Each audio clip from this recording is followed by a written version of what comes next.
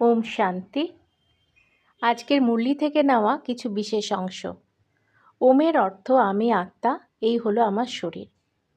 অর্থাৎ বর্তমানে মূল সত্যকে বুঝতে হবে যে আমি প্রকৃতই আত্মা এবং এই হচ্ছে আমার শরীর, অর্থাৎ এই চরিত্র।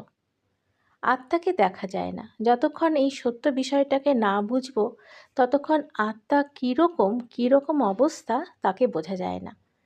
আত্মার মধ্যেই ভালো বা মন্দ সংস্কার থাকে। এখানেও আমাদের বোঝার মতন বিষয় যে আত্মা সদা শুদ্ধ। মন বা চরিত্রের মধ্যে ভালো বা মন্দ সংস্কার থাকে। তাই জন্য আমরা এভাবে বুঝবো না যে আত্মার মধ্যেই ভালো বা মন্দ সংস্কার থাকে। আত্মা সদা শুদ্ধ এবং সত্য। আত্মার মধ্যেই মন বুদ্ধি আছে। এই মনই শরীর বা চরিত্র হয়ে ঘুরে বেড়ায়। শরীরে কোনো বুদ্ধি নেই, অর্থাৎ চরিত্রে কোনো দিব্য বুদ্ধি নেই। মুখ্য হচ্ছে সত্য, অর্থাৎ আত্মা।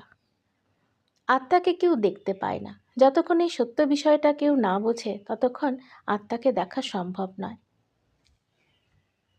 এতদিন আমরা চরিত্রকে দেখে অভ্যস্ত, তাই চরিত্রতে আমরা কেউ আমাদের মধ্যে ভ্রাতৃত্বভাবে থাকে না। যে মুহূর্তে সত্যটাকে বুঝি তখন চরিত্রটার বাইরে সত্য বিষয়টাকে বুঝি। তখনই প্রকৃত ভাই বোনের অর্থ বোঝা যায়। সত্য হচ্ছে মূল স্মৃতি, অর্থাৎ প্রকৃতই আমি আত্মা, এবং তার সাথে চরিত্র এবং চরিত্রের দ্বারা যে নাটক হয়ে আছে সেই নাটক বা ড্রামাকে না বুঝলে আত্মা বা পরমাত্মার অস্তিত্ব কোথাও কোনোদিন কেউই খুঁজে পেতে পারে না। একজন মানুষের মধ্যে যখন এই সত্য ভাব জেগে ওঠে তখন এই পরম অবস্থা বা পরমধাম অবস্থাটা বোঝা যায়, যাকে একজন মানুষ তার উঁচু স্মৃতিতেই মনে রাখতে পারে, যাকে আমরা ব্রহ্মাণ্ড বলে জানি।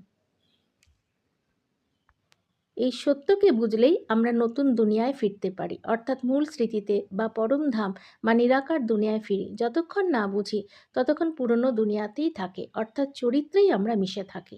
যিনি এই সত্য বুঝেছিলেন তখন তিনি চরিত্র থেকে সরে যান। তখনই তার এই ব্রহ্মা রূপী সৃষ্টি শুরু হয়ে যায়।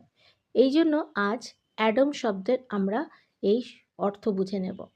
সত্য বুঝলে চরিত্র যে বিকারের সঙ্গে, চরিত্র থেকে আমরা সরে যাই আর বিকারী জীবন শেষ হয়ে যায়। যে মনে হুঁশ আসবে তিনি সত্য বুঝবেন এবং সত্যযুগী রাজত্ব চলা শুরু হয়ে যাবে, অর্থাৎ জাগৃতি। এখানে ভারত কোনো দেশ নয়, ভারত হচ্ছে জাগৃতি।